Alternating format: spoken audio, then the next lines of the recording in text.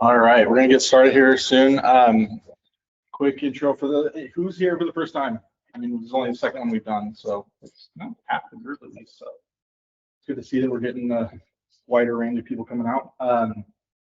We'll obviously keep doing this every second Tuesday every month. We have kind of some speakers lined up through September. Some of them are like 20-minute ones though, so we could pack two into them if we wanted to. So if anybody's interested at the end, I will put up the QR code that you can scan to submit if you're interested in speaking at one of the future events. Also, there'll be a QR code for sponsors. So if anybody is interested or their company wants to help sponsor some of the food, also that'd be great. I am the co-founder of, my name is Caden Wilkinson. I'm the co-founder at Ask Elephant, which is a local AI revenue startup here. And we're just across the way over in Innovation Plaza, across from Harmon's. And yeah, I've been really excited about this meetup. I've talked about it for a long time, and I got maybe a little bit of peer pressure bully from my coworkers to start it up because I've been saying I needed to for a while. And finally did. It's the second event, and it's mostly been about wanting to just have real discussions about how we're actually using AI in engineering and how to best apply it, because we're all learning this together. Like, nobody knows the best way to do this right now. We're all going to be trying things. Some of those things aren't going to work, and that's totally okay. But I want to learn from those things that everybody else has learned, and I'd love for you to learn from me and our team as well.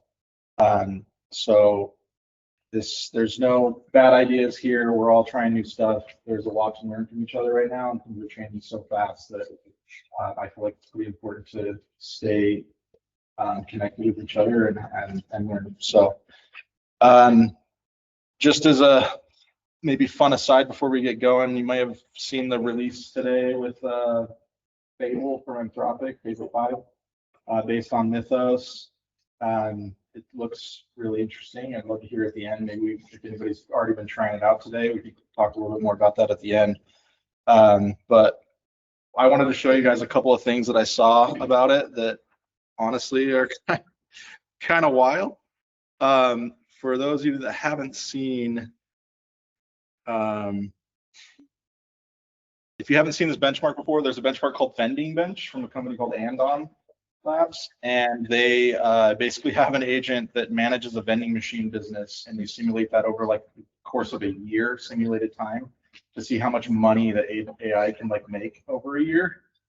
And so they ran their benchmark on Mythos, and it did quite a bit worse than Opus 4.7. But the thing that I thought was wild was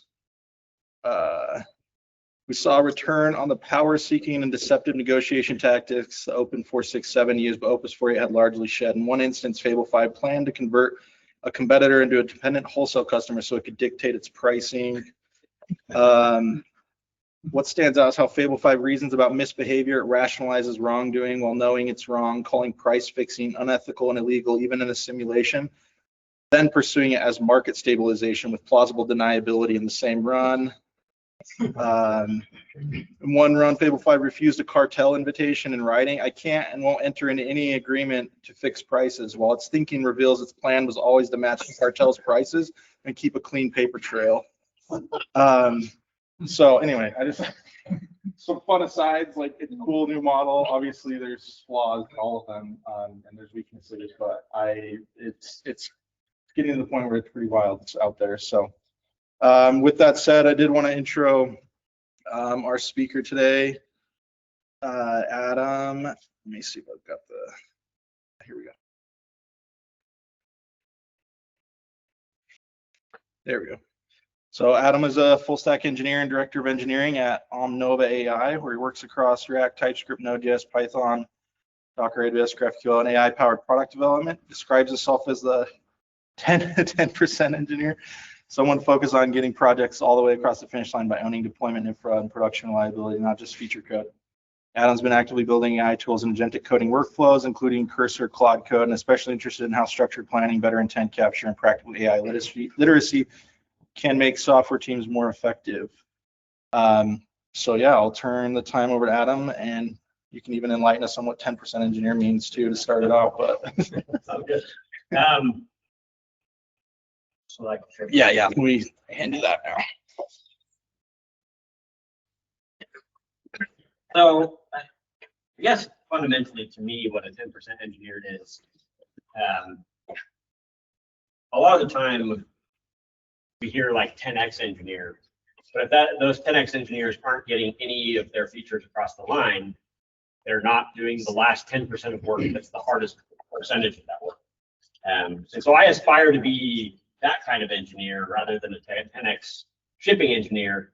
I want to actually put products in people's hands. I want to build things that fundamentally make users' lives better. And that to me is what engineering is about, right? One of the things that actually is most exciting to me. Let me give you the link for the meet too. About AI holistically is actually that I think that it's forcing us back into the user experience side of things. Engineers for a long time could kind of neglect and build APIs that weren't user facing. AI is kind of forcing us in a lot of ways to more holistically view the life cycle of products and like think product first in a lot of cases. And that's not 100% true, but at least in my day-to-day work, that actually tends to be the reality.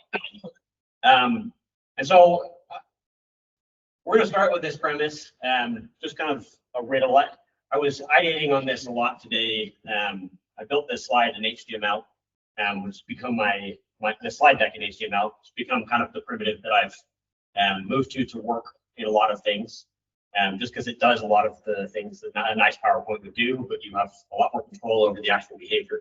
Can I have you jump on the Google Meet? I sent you a share screen. Sure. I sent it to you in Slack. Yeah. Okay.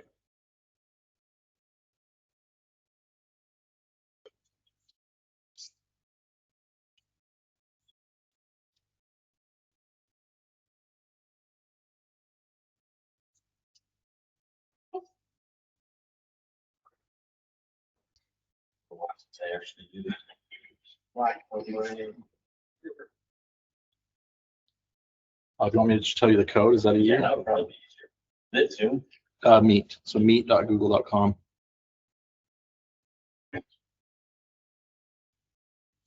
QGFRFRG XMB.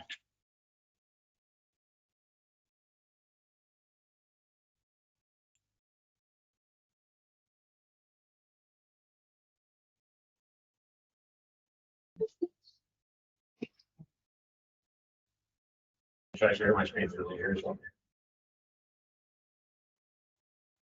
Yeah. You can mute and turn your mic off over there too.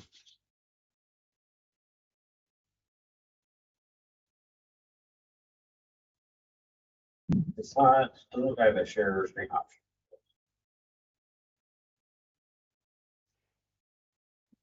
Since I need to post enabling. That's great. Probably because it, oh yeah, it made you a non-contributor for some reason. I should be good.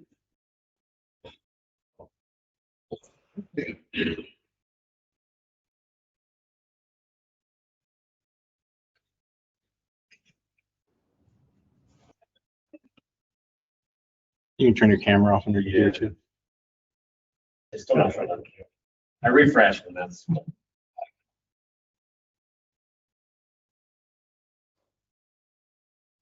Oh, it's because I. Still starting? Oh. Yeah. Still information.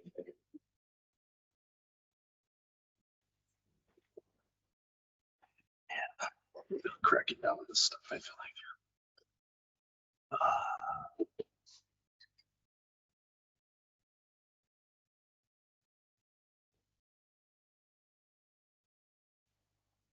Right.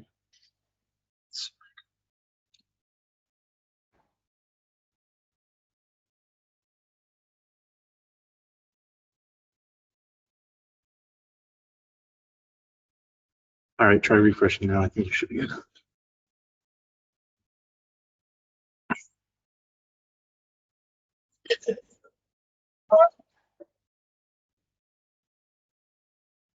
No?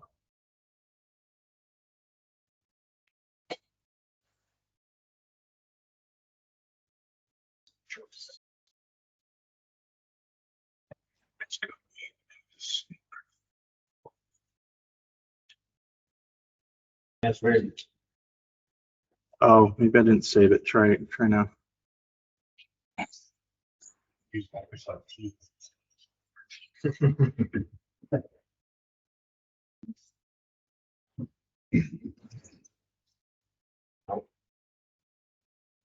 Well, hopefully.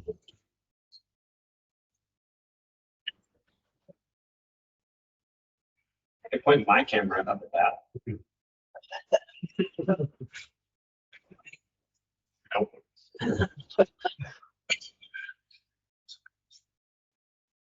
Okay.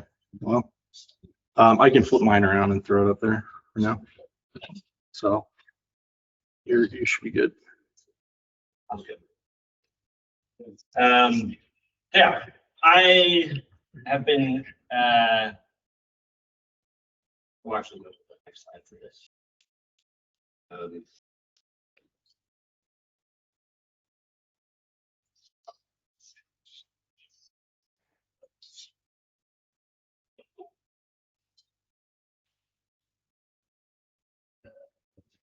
There we go. So I have been dabbling with LLM assisted coding for 2 years now. I first got started with Cursor back in the early days of Cursor, which would have been, I don't know, 2024, around the middle of 2024, right after my internship that I had with Elementum. Then I moved on. That was like back in the Sonnet 3.5, 3.7 days.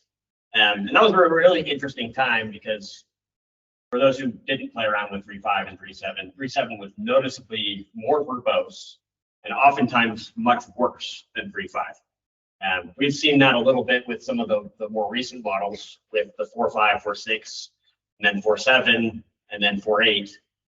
All of those kind of changing capabilities a little bit. But fundamentally, this has kind of been my bread and butter for a long time now. Before this was a boot camp graduate at UIO graduate, and then I went to a boot camp. And so I've been kind of just thrown into this world and been forced to learn a lot of this stuff on my own. And I think that's in a lot of ways what a lot of us are feeling, that we are kind of just thrown into the deep end and forced to learn, but that's the fun of software engineering in a lot of ways.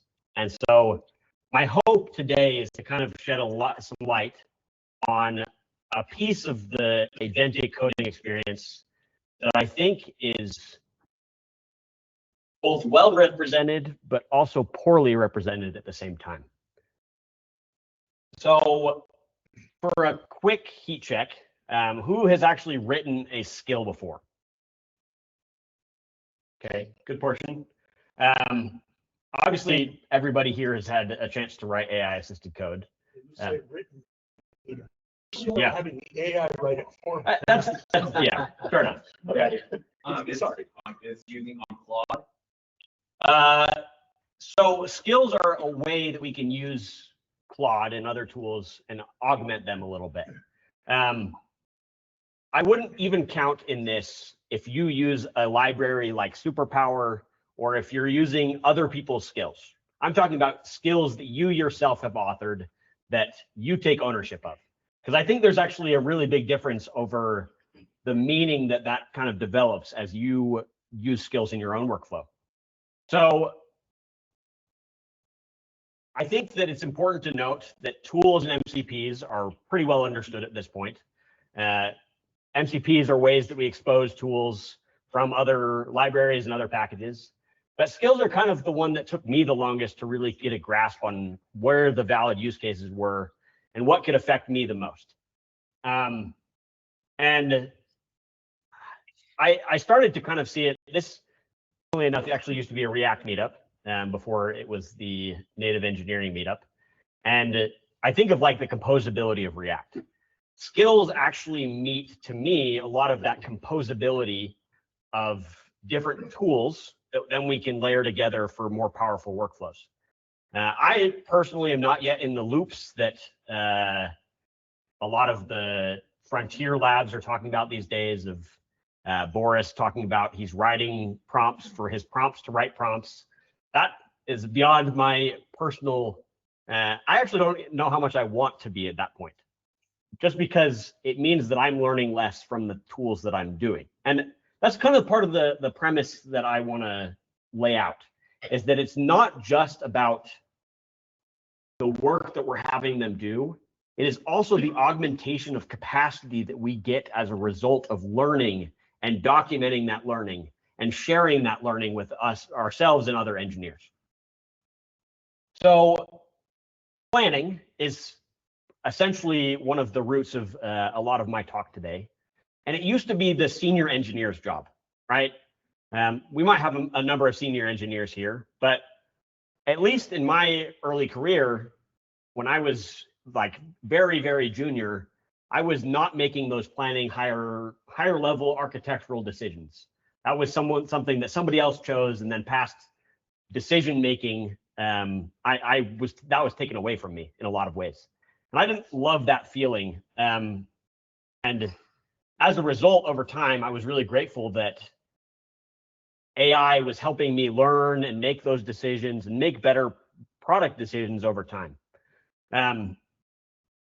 And with it being a skill rather than just a prescribed workflow, you can actually share and prescribe the workflow for your team. So the way that I've laid it out, if you read the actual spec from Anthropic around skills, skills are not just the skill.md file that a lot of us know and love. It's actually the holistic file structure that we put around a skill, where it references how we write linear tickets, how our architecture is structured, all of the things that, like from here, templates of what plans look like traditionally in our code base, examples of what good plans could look like. And the reason for this is that planning is one of the intentions of it is that you and your agent communicate on the same level. One of the reasons that I push back against the looping that happens so often is that so many of the judgment calls in what takes making good product actually requires us to understand the claims that the LLM are making about the products that we've proposed to them. If we're suggesting, hey, I'd like to build this product, we don't even have a grasp yet holistically on what that looks like. And until we do, all of the decision making we are handing off to AI and LLMs, which is not the decision making that I as an engineer want to be handing off. So a generic agent plans like a contractor. You use the plan mode in most of the tools. They are planning based on the current scope of the conversation, and very often do not have the tools that they need to go out and search your code base holistically to gather what is most important for them to plan the best that they can. I pushed back fairly early on when Cursor and when Claude Code started having planning abilities within their UIs, because I didn't feel like I had control over the plans that were being written. And that to me was kind of a red flag of, okay, if it's making the plans, at what point am I cut out of that loop entirely of product? And I didn't like that. I didn't like that feeling of losing that control again over decisions that I had so often lost to senior engineers when I was more of a junior. And so I built this architecture, and it's not just the planning skill, it's what the planning skill generates that then becomes the substrate around which a lot of these tools then begin to operate. And you'll see the plan actually helps the agent become a collaborator in your code base and in your orchestration. So good example, I use this not only for my work products, but also for my personal products and projects. And I'll show this a little bit later if people are interested as well. But essentially, what the planning skill does is it creates a root directory called markdown plans, where you plan the entirety of the code base of your architecture, the architecture of your code base. This is easier said than done, especially for people who have not necessarily started a project and they're coming to a code base that's already well established. But I have found that having the documentation of starting today, what I am doing going forward being well documented, my decisions become better, and I can start to craft other artifacts around these plans that actually help me to visualize and see what the end result of these are going to be, as well as maintain a live documentation, which is something that we have struggled with historically as engineers for forever, of what actually exists in my code base at any given moment. I'm able to shift things to archive, and it can go and review decisions, and I think most importantly, intent behind the decisions that I make every day. Because it is not, for so long as engineers, and especially working guy, it was so easy to just build a thing without capturing the intent behind what we were building. Why am I building this? Who am I building it for? The things that ultimately build better product judgment and help us to be better engineers and say no to things that really are scope for what the end result of our product is going to be. Putting the onus on the model to help you walk through this allows you to not write vague plans anymore. And one of the really nice things, I think this is actually the next slide. That might not be. Oh, actually, yes, it is. This skill, in my estimation, actually meets you where you are. If you are in your coding journey, you don't want it writing any of your code. Who doesn't need to articulate their thoughts around what they're building better? That is fundamentally what makes good engineers, is the ability to articulate the things we're building in a way that other people can understand and then contribute to what we're building. If we can't articulate it, how do we ever expect someone else to articulate it? And so as we start to consume and be more ambitious about the things we can build, we can level up in this skill and more get on the same page, and the skill can grow with you, as well as the markdown plans can grow with you on the things that you're actually building in a day-to-day. And that's one of the things that I've loved. I actually started using this skill decently back in December when Opus 4.5 first came out, which to me was the moment that I really started to trust models to write more of my code without me micromanaging the little pieces that they were building. I don't think it was perfect, and I had to refactor a lot of the things that I've built since then, but we're getting to a point where it also understands this planning paradigm a lot better than I did when I first started. And so as we have grown together and the model capabilities, the files-based substrate allows teams to share those markdown plans. You can, at the start, I actually kept them private. I didn't share them in the repo, but I realized that over time, I actually wanted the other members of my team, being the director of engineering and also a fairly large IC, I wanted the other members of my team to see my reasoning traces. I wanted them to see my intent, why I was building what I was building, the decisions and trade-offs that I was making. And so over time, this became a living document. And I think I lost the stat piece as part of some of my iterations, but I'm at over 180 plans since December, of all the way from work OS auth integration as our RBAC system design, and then even individual one-off features.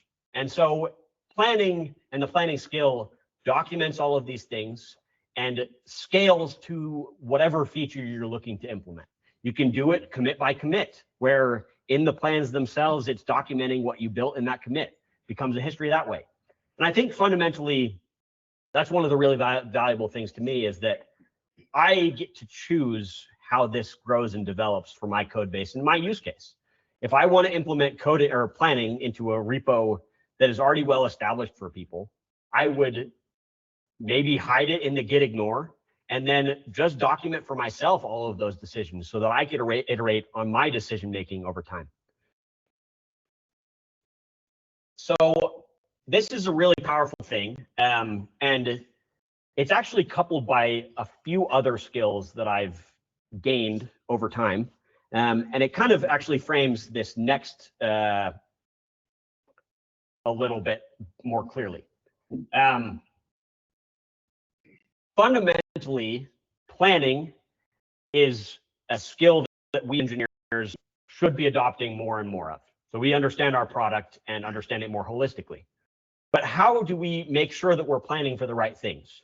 If you guys don't know who Matt Pocock is, he's a TypeScript guy. And for a long time, TypeScript was kind of his baby.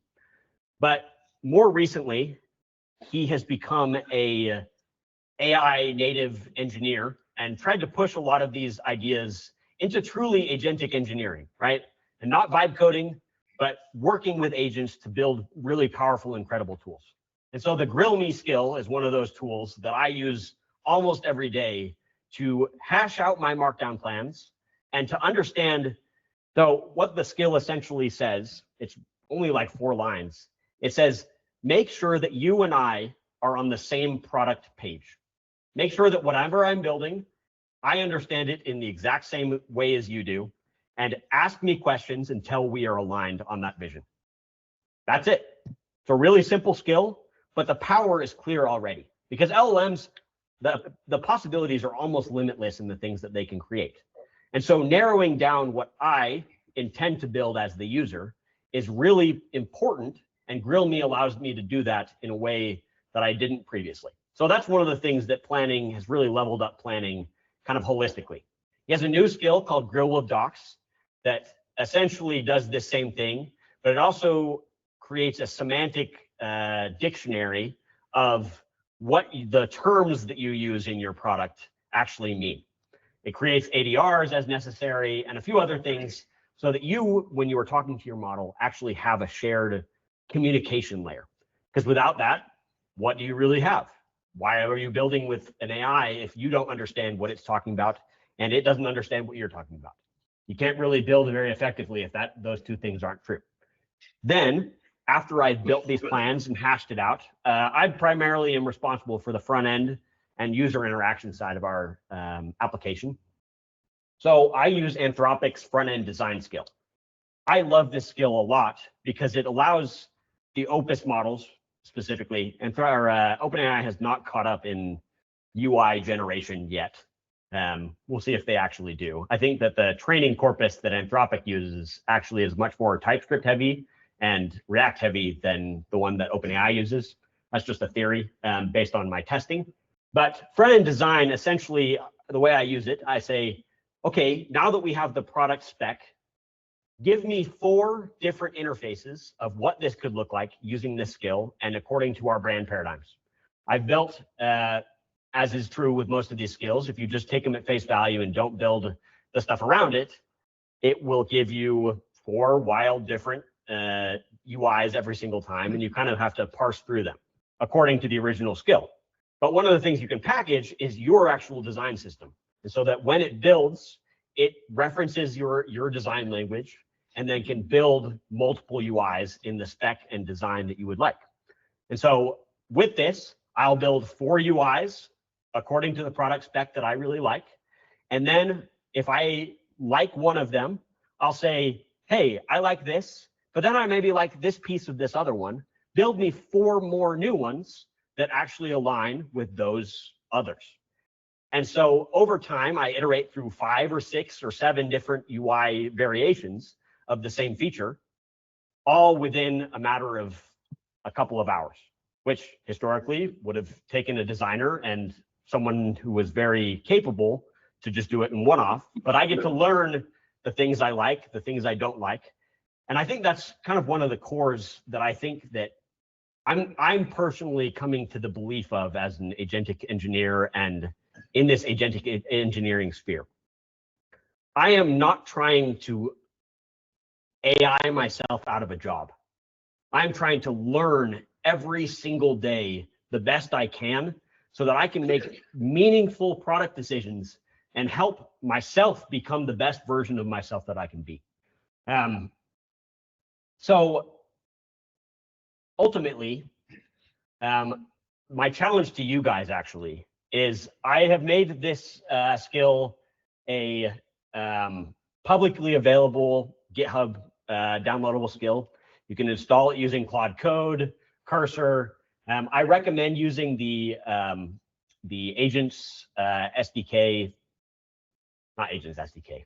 Skills.sh. Yeah.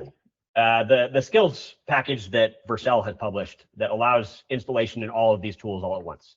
And then just get started planning out your own skill. Write out your first plan by hand.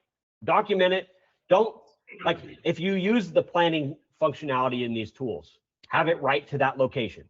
But fundamentally, own the plans that you have because they become living documentation and intent traces as you continue to build your product. And that to me is potentially the most valuable thing through all of this. My team has actually started to adopt this more fully as I've kind of pushed it on them a little bit. And overall, I can tell one of my engineers was talking to me, I think it was on Friday, and he was saying, I was ideating about how we build this one feature, and all of a sudden I ran across the reasoning traces of past plans that actually talked about some of this. And I decided to go in a different direction than I was originally intending because your reasoning traces were present in those plans. That is an incredible thing that stopped a more junior engineer than I from making decisions that potentially would have problems down the road. Intent capture is something that so many people are writing about nowadays. I see it in countless Twitter posts and Substack articles. Really, I think that plans are the way that we capture that intent through what we're actually building and then documenting, right? It's not just that I don't think that intent needs to be a separate artifact. I think we capture it in the work that we do every day, and plans are the way that we make that happen. So open up to any questions you guys have. That's pretty much the end, so thank you. Yeah, any questions that you guys have? And that mic for whoever's got questions. Recording. Well, for the recording, just for. Yes. With your consent. I was curious if you've ever made a plan so detailed and then something went wrong and that messed everything up, or how detailed is too detailed, because you seem to really like making them detailed. That is a really good question. So I think that there's a fine line you walk here. And I would say that the grill me skill, I never get past 10 questions that it asks me before I feel like we're aligned and we can continue building. Matt Pocock has actually told stories of 105 questions using the grill me skill. I don't know what that person was building, but I think they were being much too granular about the things they were building. And I think that is a really good question, but I think that I have tried to develop the judgment to know when enough is enough. Some plans, they end up being 50 to 100 markdown lines, and that's kind of the whole implementation. It plans out the steps, and that's it. Other features like a full RBAC system for your application, a WorkOS implementation migration from, we were using Cognito in AWS and we migrated to WorkOS. That took me, I think, 8 separate plans, as well as a couple of separate PR plans to actually make sure that I was hitting all of my things, wasn't failing migration for users, I wasn't hitting any of the edge cases that would really cause me problems down the road. I try to plan enough so that I don't box myself out of future decision making while still feeling confident that I can trust the agent to act. And that's one of the things that I personally in my planning try to do, is I plan enough so that the agent itself can be more autonomous in its work. Especially with the advent of GPT 5.4 code, or yeah, I guess just 5.4 and the opus models, I trust a lot more of the actual written code to these models. 4.7, I know a lot of people complained about it, but it was the first model, in my opinion, that was truly good at UI. And so I trusted a lot more of the UI design and the APIs around TypeScript to that model than I did previous models. That kind of answer your question? Yeah, I was wondering if you've tried, I agree with that, but I was wondering if you tried a plan to make plans for like a multi-phase process like Artback. That would be. Yeah, so that is actually one of the things that I structure within the Markdown plans folder. I have subsections within the folder. So I'll have feature, I'll have refactor, I'll have fix, and then the skill actually codifies what each plan needs to be in those. And sometimes if a feature is large enough, it'll get a sub plan within feature or a sub plan within refactor, so that then I can break out the work into those more granular pieces as needed. It operates similarly to that, but I think going a plan above a plan, I'll correct that a little bit. READMEs oftentimes are the default that the models use to show what that plan holistically is going to be. So you have the subfolder, then you have the README that outlines, okay, this is the order that these plans within plans are going to be working. So I think that that meets a lot of those characteristics. Yep. Any other questions?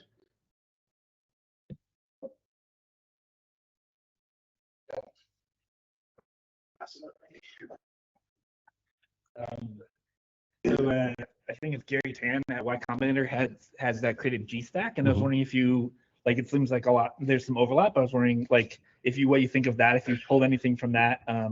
Thoughts on that? Yeah, that's a really good question. I won't bring my brother up here to talk about this a little bit, but one of the features that we are actually ideating on as part of our product is actually memory. Memory has a lot of implications, and it is almost impossible to get holistically right. This is my best attempt to have memory for a repository, to document and capture the intent and what is actually built around a repo. I think to go beyond that, you need to integrate MCPs or other tools that act as a layer on top to maybe perform dreaming or some of these other things that Claude Code or these other tools do for you. One of the things that I find with doing it in the Markdown plans is that I have a lot more control over when I'm in a session talking about a specific thing, what memories it has available. If you look at like the memories that are available to a Claude Code session, they're likely all the ones that you had throughout the entirety of that building process, and maybe you're saved even more at the root. Caleb, I'll actually let you speak to this a little bit more because you have, I think, more expertise building memory than I do. So, without going too much into the product, I won't go too crazy, but the most interesting thing, as I've been spending the last couple months doing some research into memory and how you manage retrieval as well, is, based on what kind of information you want to retrieve, you have essentially different profiles of what is important. So as I've been building things out, what you would want to bring to the surface for one type of memory retrieval is completely different than what you'd want for a different paradigm. I think, without going too much farther, and I think that's probably a good place to cut you off without getting too much more in detail, but Caleb works primarily in the back end. I work primarily in the front end. I often find that the product surfaces get better and my plans get better if it is full of context about the things I have previously built. And so I like having the plans that I previously built, or after I finish a feature, moving on to the next plan in the same session. I like that because I like having the memory come back in that feature. Caleb has shared to me that he does not like having that memory in the same session. He likes starting fresh so that the model can ideate more and bring more fresh ideas about the things he's building. And so I think there's trade-offs of when to use what, but having it there is like essential to being able to make that choice. If it's not there, you're forced into one versus the other. Yeah, I'll say I've been using this paradigm a whole lot more over the last 3 months. Adam and I work together. And I've kind of come to the point in the last week or so where I've been wrapping up a number of projects that I've been working on for the last month and a half, and kind of have needed to be planning out what my next month is going to look like, which historically was very, it's like, how do I put into scope everything that I want to work on next? And so I've been doing, one level higher of what this individual and granular planning skill is for like a specific feature. I've used it to plan out a roadmap for my next month and a half. And so it's built out kind of some of the features that I want to tackle over the next month and put them there so that when the time comes, I can go feature by feature and actually work through the planning for that. And I think, starting from, where I want to be, what I want my contribution to be over the next month and a half has given me the opportunity to, as I've planned it out, I've found new connections that I've made of, some really powerful things that I can build that I just wouldn't have gotten if I hadn't taken the time to plan out my month like that, which for me has been really valuable. I historically have been very much like one feature at a time, and like I can see sort of how it fits into the whole paradigm, but it's been really good to use this planning skill to plan really holistically from an outside point of view, so that when I get to the granular at each stage, I know how it's going to fit into the whole. Yeah. I think additionally, I'll add one more thing to this that kind of goes with that. If I'm ever having a conversation and I have an idea for a feature that I do not currently have time to build, but I think would be a really good product direction, I just say, hey, let's write out a quick plan of what this could look like, put it as a tabled thing. I will come back and visit it when I have more bandwidth, but it's documented and there's an initial pass at it that I can then, okay, now I'm ready for this. What's next on my docket? I have all these ideas that I had a month ago and a much better idea of how to implement them. And so it becomes an iterative process that allows more and more to be brought out of your mind. And I think that's the key, right? It's not the agents, it's you and the agents together. You're not just doing the agent, having agent do everything. It's not just you doing everything. It's the best of both of those in a way that can be uniquely tailored to each individual. So, any other questions?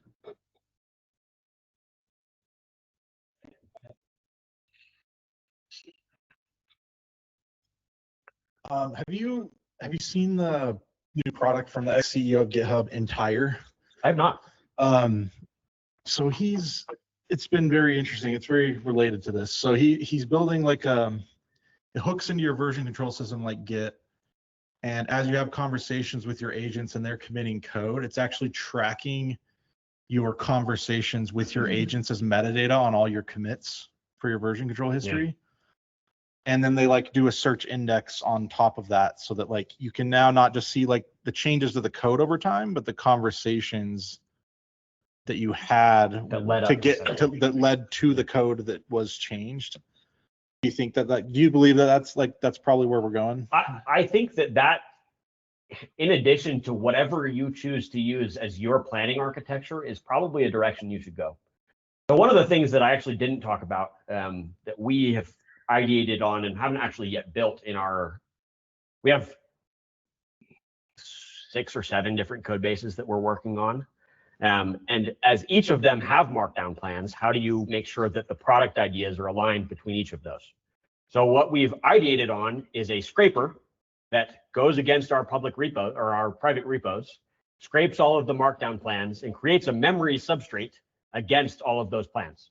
I think that adding that layer on top of that would then augment that capability even more, right? And I think that's the key is document these things so that then it becomes what companies are going to win the next decade. It's going to be the companies that have data and use it to iterate. That's LLMs are built on data. What if you could build an LLM based on like how your company operates, how your engineers work, how they do processes and code? That's only ever going to come about if you have access to the data and you have data sovereignty rather than just letting other companies have it. The reason that Cursor might actually win the AI coding war, and this is like, people might doubt this, but it's because they have access to way more of this data than anyone else, because people have been building for more than 2 years with their tool. And more like Quad Code and Open Code or Codex have certainly captured a lot more market attention. But I think that Cursor has just as much data, if not better. And we're able to, with all like significantly less compute than their competitors, build Composer 2.5, which is quite a good model, especially for the price. And so I think that we need to take more ownership of our data as much as we can. And this is one of the attempts that I do to do that without all of maybe the other stuff about metadata and other things that might make that challenging at our current scale. I do think that in the future, looking at something like that would probably be really valuable, though. So you hit a couple. It's just for the recording, not for the room. You hit a couple points that relate to a lot of what I've been doing. My layout's a little bit different. I chose to go with the folder structure of epics and then stories and tasks. Yes. And which is really nice because it gives me very concise things to go over. It also helps cut token charges down because it's got a lot less to read. Yeah. One of the things that you mentioned, and which brought up my question to you earlier, is me write it personally or have the AI write it. One of the things that you've got to do on a regular basis is say, okay, now what have we done over the past X amount of time that deserves to be a skill? Yeah. And then create a skill out of that. You know, one of the first skills I created was I took my ESLint file and I said, I only care about these rules. Give me a skill based on these rules.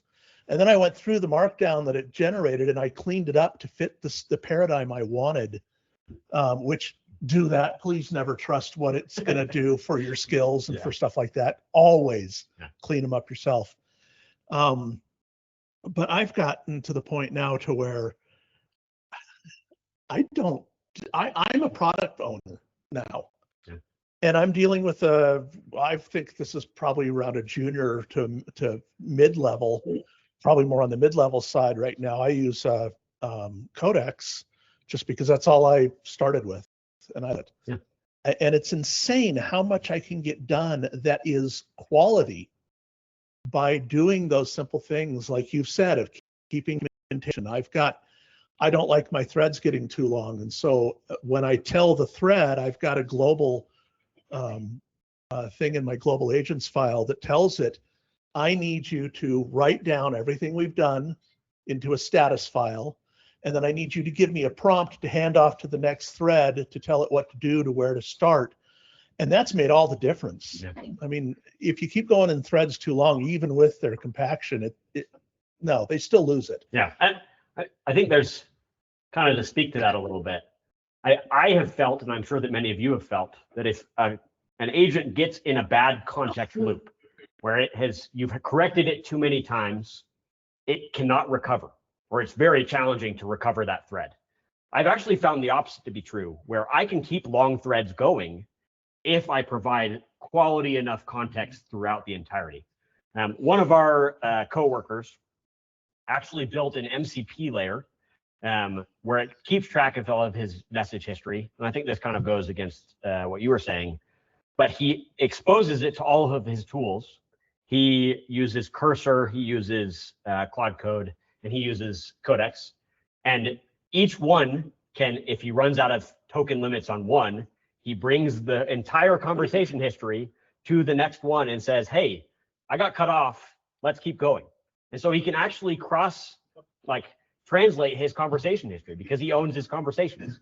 And I think this is the important and maybe one of the most crucial points on the entirety of this talk. Own all of these layers. AI companies want to take and abstract all of them away from you, but fundamentally we need to take as much ownership of them we can. Software in the next decade will be built by product owners, code owners. It is not going to second half of other people. I mean, yeah, but at the same time, I could get an agent to do most of their job. Own code, own the processes, own the software, own your workflows. And honestly, this is one of my biggest fears with Quad Code, Open Code, you name it. I don't own those. I think eventually maybe there reaches a point where, like Open Code, for example, I really love, and I fork it and use a personal model that becomes small enough. I don't know. Maybe that becomes a flow. But at the same time, like, I don't own my favorite harness, which is Cursor. That really is not the most fun when they make a product choice to push the agents tab on me when I still like using the IDE. And because I don't have ownership of it, I can't make that product decision. So I could, as I'm sure many of us could, rant and ramble about many of these things, but thank you guys. If you have any other questions, feel free to shoot me a message on LinkedIn or just shoot me an email. Additionally, whoever wants it, I can share the HTML file and you guys can go through it at your leisure. So thank you. Will do.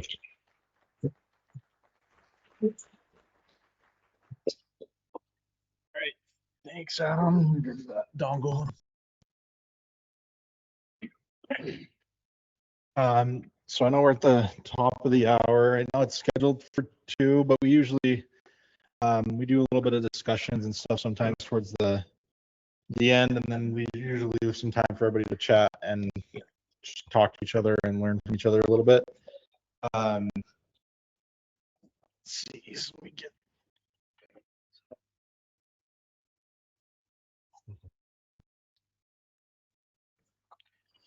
So yeah, quick, I guess housekeeping is the next. That we do have a speaker already lined up for the next meetup, so I was going to just show you what the topic was there. Let's see right here. So Travis Hansen, he's a co-founder over at a company called Boostly, and also has a he has this company called Claude Fluent. Become an AI builder. So he'll be coming to the next meetup talking about automated skills are greater than agents. So that's coming up on the next one. And then let's see, where did I? Jeez, that was far. Oh. And then yeah, here's the QR codes. So like if you wanna submit a talk to speak at one of the future meetups, you can scan that and fill out that Google form. It's not too crazy to either sponsor or speak at the future one. I'll probably just leave that up for now and through till the end. But I would also maybe it's a good time to even just get thoughts or ideas about future meetup topics or things you guys like to see. Any thoughts there on future things that people would be really interested in that I'd love to note down and try to find people to speak on? Yeah. Well, I'm not looking to speak, but yeah. What would you like somebody to hear about though? Yeah, so I'm actually in school for cybersecurity right now. So I'd like to hear a talk that accent to cybersecurity. Okay. That'd be great. Yeah, I have a lot of thoughts on that actually. I've been thinking about that a lot recently. So I love that topic. Any other suggestions or things people would like to hear about more? Yeah. Things I'm off on skill administration. So I'm sorry, was that? Skill administration. Okay. So for example, if there's a big org and if you have the only issues that we are facing is that the skills at the org level, team level, at the individual level. And it's becoming a challenge to distributed in, right now we are using the same means to get into GitHub, but this Git hooks to update them. It's clunky, doesn't work all the time. So if there are other good solutions or the schemes to find. Have you looked at, have you seen the new plugin marketplaces that's kind of been building up a little bit lately? So like Cursor has like their plugin marketplace, Claude has their plugin marketplace, Codex has their plugin marketplace. And the cool thing about all of them is you can actually point them at a Git repo for your own marketplace. And so you can add a marketplace via Git repo, and then inside of that marketplace exists like a collection of plugins for, it's a way to like break up, if it's your product management plugin for your company or your finance or your marketing, and then those can be made up of a bunch of skills and like MCP configurations. So that's a recent thing that we started doing that I definitely could have somebody on my team talk about that a little bit more too. So. I think talk on like a compilation of really valuable MCPs.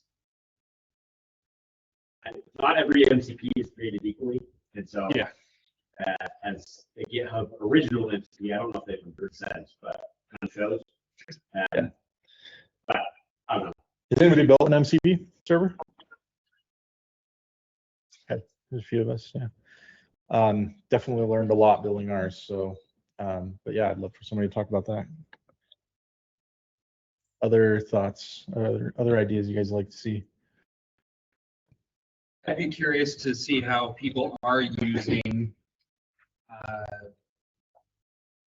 autonomous agents, something like OpenClaw, how they, maybe not necessarily in a professional setting, that seems to not be quite as common yet, but it's always interesting to see how people are implementing these tools.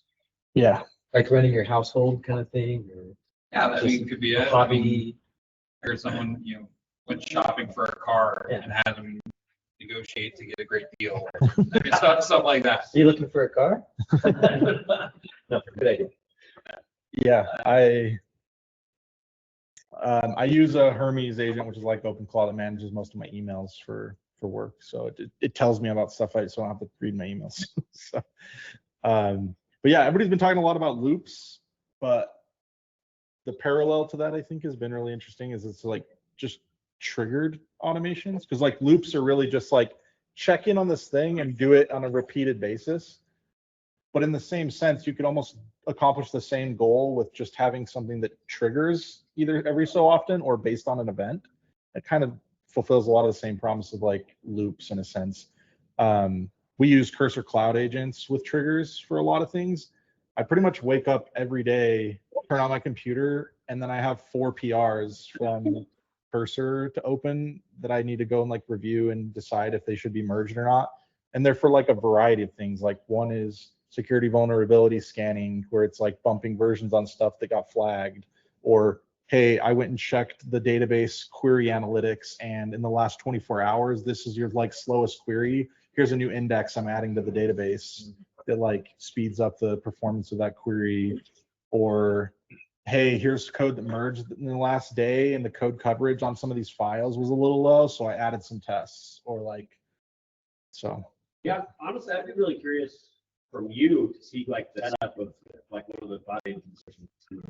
And I guess so. BugBot and Cloud Agents from Cursor are usage based. Is that right? Like entirely? Yeah, BugBot just recently transitioned to usage based, which I will say, you remember what our cost increase was? It was like 7 times as much or something, or even more. Yeah, like our because it was a flat rate before, $40 per user for unlimited BugBot reviews. And we have BugBot Fire on every commit on every PR. So even if you're pushing multiple commits to the same PR, that's like multiple review cycles. And so when they went to usage, which now I understand why they went usage based, because of people like us. So sorry guys. But now, yeah, usage based, it's like $1.50 a review, basically. That's what it comes down to. That would actually be, I think, another interesting conversation. A lot of, from a business perspective, a lot of companies are having trouble justifying their spend rates. I mean, it's becoming more and more expensive, especially as we get cool new models like Fable 5, where the token usage is going to go out the wazoo. Yeah, So well, yeah, being able there's- to prove ROI either internally with our stakeholders or externally with the public or shareholders, and find a strategy of who needs what compute when and why. I think it's going to add to that, like, it's not that they don't have ROI. It's just that the metrics, we haven't created any metrics that can actually value. It's hard to measure the Yeah. ROI. Like, how do you measure that all of a sudden we have an entire engineer who can keep track of our version history that no one would ever touch ever, right? Like that was a job that engineers hated doing, and somebody would be paid a pretty good amount of money to make sure those things were up to spec. And now we don't have to pay an engineer, and we can still do that. But like, what's the metric around that, right? Like, how do you actually create something that I can show to my CEO and say, hey, this is the return that I'm getting as a result. I mean, the metrics are the same, it's revenue, sales and revenue. So like, if you're not driving that, your ROI is, regardless, unless you can think of something else like tangent. Yeah, and I think like, since the history of engineering began, tech debt has been a hard thing to like turn into an ROI anyway. And now it's just the feedback loop is so much shorter that like we're trying to figure out, we need to like be able to communicate that ROI in a new way, because yeah, like it can get out of control in the spend. That's actually a good reminder that I do have another talk lined up for like September of somebody that is running open weight models on their own hardware to save on cost, which that'll be really cool to hear about. There was one of a tangential company in our market that we play in recently posted that they completely churned their product off of Anthropic models and moved everything over to DeepSeek v4, and they actually saw like improvements in the outcomes that they were actually getting from switching the model over. And like that's one thing like we've been playing around with too lately, is like we have a lot of stuff on Haiku with Anthropic, but there hasn't been a new release in Haiku in a while, and like open weight models are getting pretty good and competitive with Haiku, and like for half the price, which is like crazy. So the only thing that scares me about those is they're a lot of more Chinese models, and You can get American what hosted. to deal with the prompts.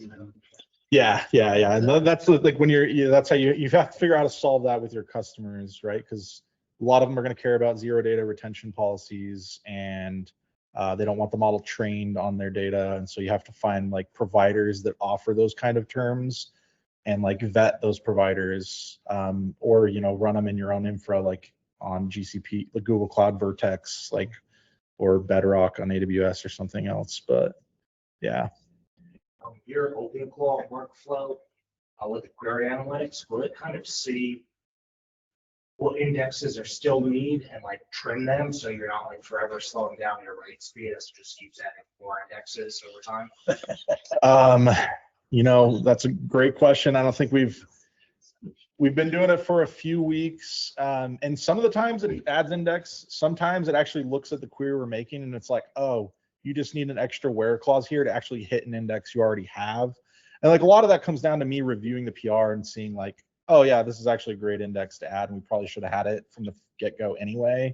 Or but yeah, one of the cool things about the cloud agents is they have a memory too. So like every time they run and they open a PR for something, they'll actually track that in their memory historically, so that if it runs again the next day and sees the query, like because it didn't merge for a little while, it'll be like, oh, I don't need to flag that because I already saw it. I'm like looking for something new.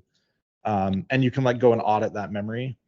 And one of the interesting things I've been thinking about is kind of ownership. Like as we scale up more of these cloud agents, like how do we assign like ownership to like all of those things? And I think in like, at least in engineering teams that I've like scaled up from 15 to 60 engineers, like I did at Divi and Jasper. A lot of what we do to scale humans at that level was to sign like domain experts, where it's like this person is the code owner over like this area, and like if somebody has a question or needs feedback or advice, like they should go to that person to get like their advice. And I think that like creating agents that are these domain experts that are then taught by like the domain expert that's a human that's in that process. And I actually talked about this last time of like the process of actually having like one-on-ones with your agents that you're training, where it's like you're actually reviewing how well they did the last 2 weeks and like trying to find out where they went wrong or where they did bad, and then make those agents improve and like actually get them better over time, which has To be been an fair, if you're waiting 2 weeks to do that with your agents, no, that should be being done like every other day, maybe even daily, maybe even hourly, depending on what's going on. Yeah. So you mentioned scaling multiple companies from not very many engineers to more engineers. Yeah. And I don't know if this is an entire talk, but what kind of trajectory do you need at Ask Elephant for that kind of hiring? Can you handle 60 engineers at output of 15 engineers? Can you like properly scale the org to reach that? Like what kind of outlooks do you see long term as a result of these changes? Yeah, I mean, our perspective on that has been that we're trying to find ways to take our existing like resources and scale up what ownership they can have over like a broader range of things. And so like, at least from our perspective, it's been more about like, let's get more out of what we have. And I think the more we streamline that, the more we'll find bottlenecks, and we might find that like, you know, for example, when we're trying to create these domain expert agents, like we don't actually have a domain expert for like database administration. Like maybe we should hire somebody that's like almost like a DBA that could come in and just like help manage all of the agentic tasks around like database specifically, or like maybe we just have a weakness, or maybe somebody will like level themselves up to fill that gap. And I think that's probably where I see the hires coming down the road, is like the gaps in actual expertise, like domain expertise in areas that we're lacking as a team, hiring people to plug those holes. And then I don't know. That to me says though that that's not 60 or another 45 people. No. It's Okay. Where does like product management fit in this? Like it seems like engineering and product management are like converging. And do you guys like at Ask Elephant like have product managers? Are they hybrid? How do you guys do that? Yeah, you know, it was interesting. We've tried many approaches, and it actually feels like lately we've been trending towards almost like a one-to-one, where it's like you actually have like one product person to like one engineer. Just because there's so much. The challenging thing is that like engineers, we're great at problem solving, but our domain expertise is very much like on engineering topics, and a lot of the products we build, most engineers don't understand the domain area that they're like actually building for. And that's why you usually have product managers, is because they're like domain experts. Like at Divvy, when we were like a credit card company, we would hire like accountants and finance people for product roles, because like they understood all the pain points that finance teams had, that like they experienced every day. And so they knew how to like build product to solve those pain points and problems every day, but they don't have the expertise to actually build it. They just understand the problem, can like articulate the problem to engineers that can then create solutions to those. And I think right now, like with how fast it is to build, like previously one product person could create a roadmap big enough to like keep a bunch of people busy, but like that's just not the case anymore. It's like you have to have, like engineers can just build like whatever product wants like as fast as they want it almost, which has been crazy because yeah. So I'm curious for everybody really, what is your take on, and I'll give you the scenario, right? Years ago, ChatGPT, companies were like, oh, be really careful what you put in ChatGPT, don't give away anything, right? Now agentic, I'll give it everything. I mean, how are we dealing with this? How are we dealing with the fact that more and more, not secrets like keys and stuff, but you know, company business logic and stuff is now getting exposed into these LLMs? I have a very good answer, but it's just Amazon Bedrock. But we were. Yeah, you really trust that? Defense. I'm not sure I trust that anyway. You trust it on US Jump Cloud? I mean, they're going to get sued like crazy, right? And they won't get the bills, and like the run there they think is significant, so they screw up. Yeah. Everybody else People wants to in be on Gov there. Cloud, so maybe on Gov Cloud, you could kind of trust that government is monitoring that Amazon's not selling. And it's no different from like previous cloud solutions, like, foreign export loans for healthcare, right? Like if Azure just hosts a VM in France, that data can't leave France. If they screw that up, Yeah. no healthcare providers are gonna do it. So like once, if they screw up their export controls, people will go to who they trust. Yeah, admittedly, local LLMs also solve a lot of that problem. But I can't afford that. I can't even afford a local LLM. Can't even afford to buy a stupid Mac Mini anymore because they're not there. I want someone to buy, there's a, it's called the NVIDIA Spark or something? Spark. Yeah. It's a laptop with a huge GPU on it. Maybe try coding. I mean, I've got an M1, and when I get my new, I'm gonna get an M5 here in a bit. I'm tempted just to keep working on my M1 and put my M5 into being my LLM. I really wish they exposed Composer via API. Yeah, that's been really disappointing actually, just because there's so many benchmarks out there, especially lately. There's been some really good new benchmarks, and because they don't expose it over API, they haven't really been able to like run the benchmarks on it to like compare it against how it does with other models. Because you really need, if you really want to benchmark something, you need to keep, you need to have like controlled variables, right? And like the harness that the agent uses is like one of those variables you need to control. And so like, I don't know if you guys saw like Deep SWE is a new benchmark that came out recently that's really good. And they ran all their benchmarks on like a mini SWE agent that's like open source, that's universal, that they could like, but yeah, Cursor doesn't have an API, so they can't compare it like apples to apples. But Question. So you mentioned like emails or whatever, like stuff's going on, you have open core churning, you have different like cloud agents that like before you wake up and do the security stuff, database stuff, etc. So if I think of like engineering or software engineering as like an assembly line, do you have any magic bullets for the review process? Because seeing like Adi Osmani, I think he's in charge of like full Gemini or the AI tools at Google.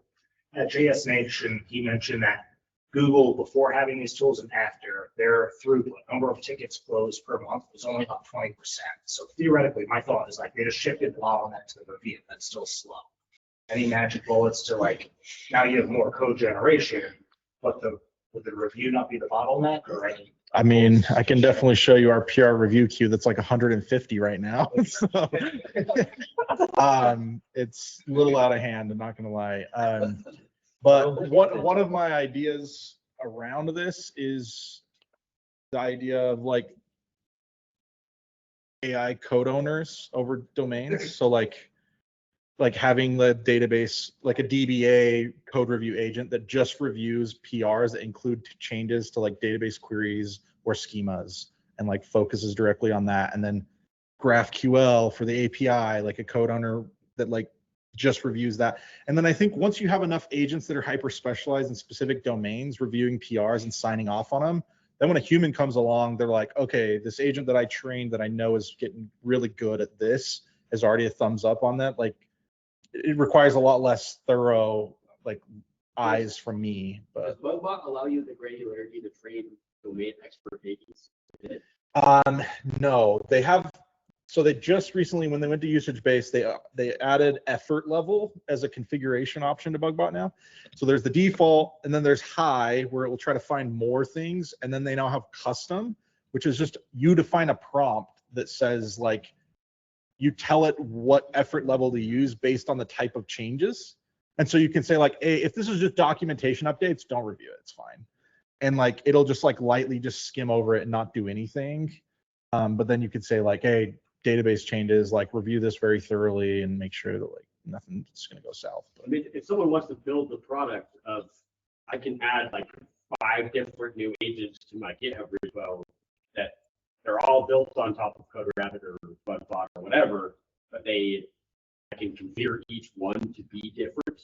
And so then I just tag that person, that agent onto that like PR, and then that's the one that reviews it. that would be a really cool feature, just saying. Cloud agents do have triggers for GitHub, so you can have a cloud agent run on PR opened. And you can even do it to like specific individuals too. So like we also have like non-technical people opening PRs now, and like we'll trigger different behaviors in reviewing like their PRs than like an engineer too even. So, but yeah.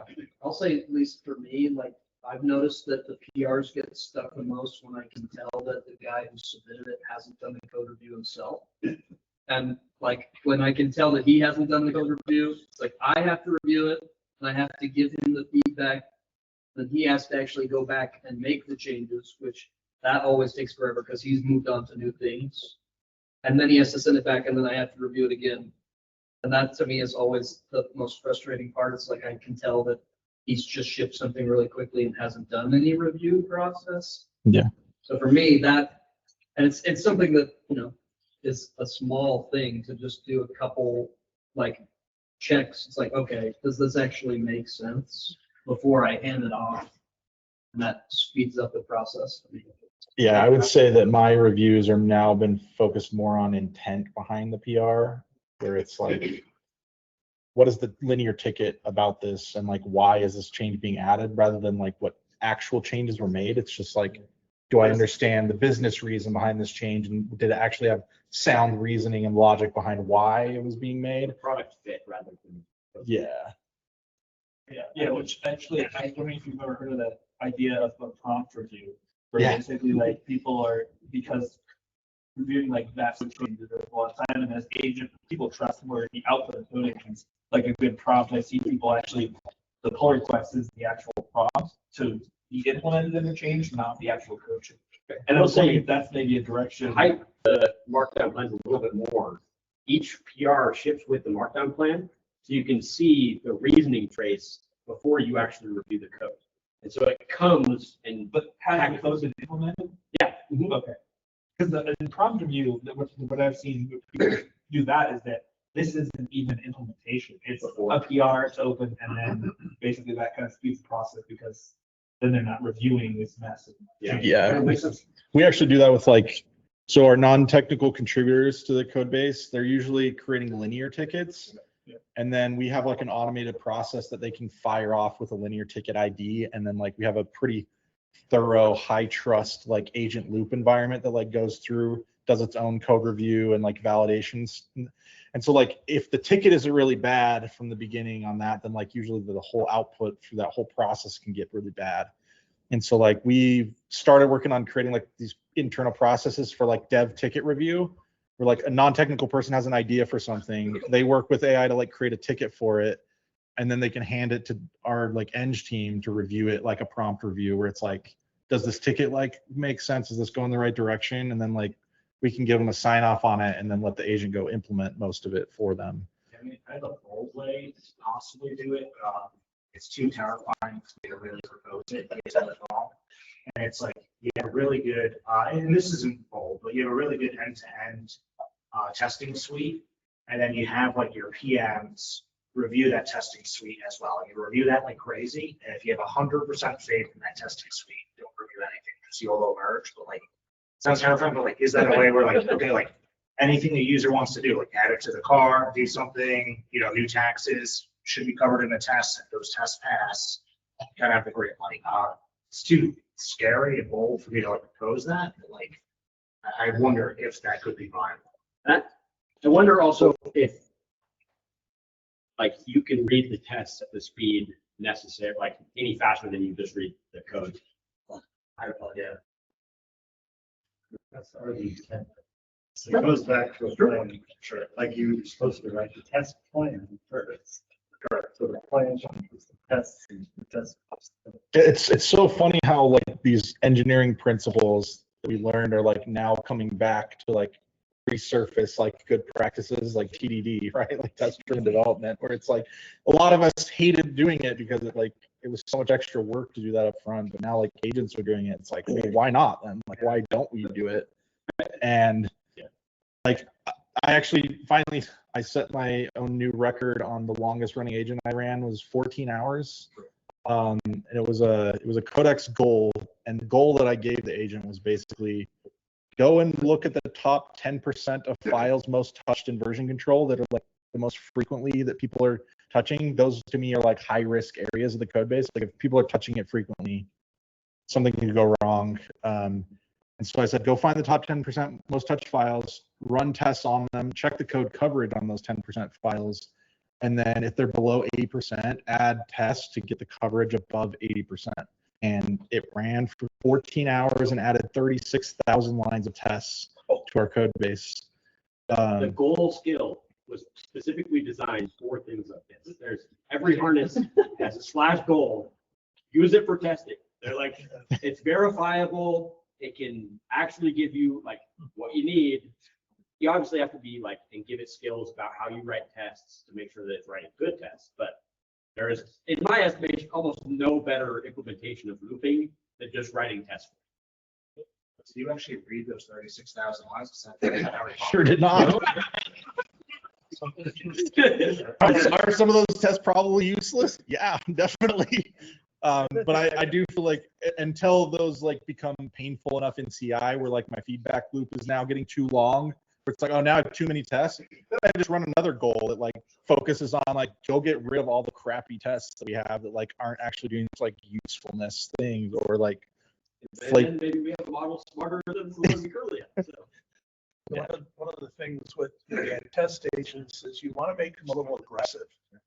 You want them to be very picky about how they write the tests, because if I started off where I had Codex doing both the coding and the testing, and the tests worked, they did, but they weren't really good quality tests. And so making your tester agent a little more picky, a little more almost rude is a good way to do it, because that will guarantee that the code is going to end up having to work properly. Yeah, no, that's good advice. All right, well, I think we'll wrap up the discussion portion of there. I'll take a look at these ideas and pull together a list too. And when I'm looking for speakers, I'll include that list so I can get people that can maybe cover some of those topics. But yeah, if you want to hang out, there's plenty of food still. If you want to take a little bit home, I'm sure that's great. But yeah, thanks everybody for coming.